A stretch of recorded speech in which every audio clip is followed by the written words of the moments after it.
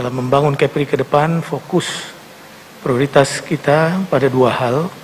Pertama, penanganan COVID-19, karena memang COVID harus kita tangani secara serius agar berbagai aktivitas ekonomi dan sosial dapat berjalan dengan baik. Kemudian yang kedua, kita fokus akan melaksanakan recovery ekonomi, di mana Provinsi Kepri yang pernah mengukir pertumbuhan ekonomi mencapai 8% di masa lalu, di mana Batam menjadi lokomotif ekonominya. Karena COVID ini, karena sebagian besar aktivitas ekonomi kita berorientasi ekspor dan pariwisata, maka saat ini kita mengalami penurunan pertumbuhan ekonomi yang cukup signifikan.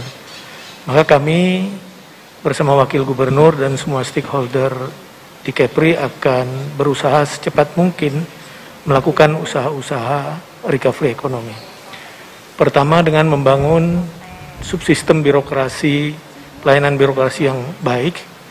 Kemudian kita juga akan memberikan relaksasi-relaksasi sebagai insentif bagi para pelaku investasi di Kepri, sejalan dengan semangat pemerintah pusat yang telah memberikan berbagai relaksasi-relaksasi investasi.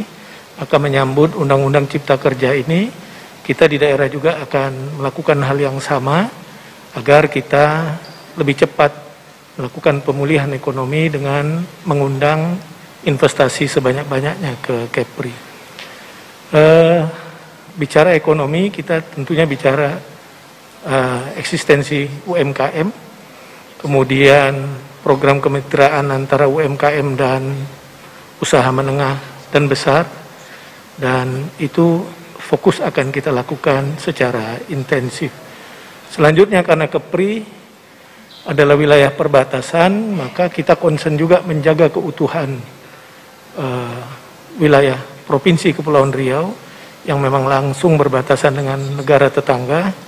Maka kita akan perkuat intensitas pengamanan di laut, di darat dan di udara bersama TNI dan Polri agar kita bisa menjaga keutuhan wilayah kita dengan memanfaatkan semua potensi yang ada.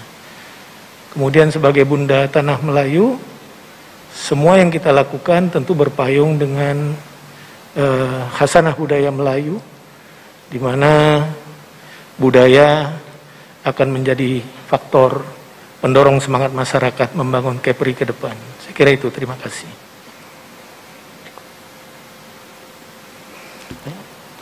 Baik, tadi kita sudah saksikan bersama pernyataan pers dari Gubernur dan Wakil Gubernur Kepulauan Riau periode 2021-2024 yang baru saja dilantik, di mana penanganan COVID-19 dan recovery pemulihan ekonomi memang masih menjadi sorotannya dan masih menjadi prioritas program kerja ke depannya.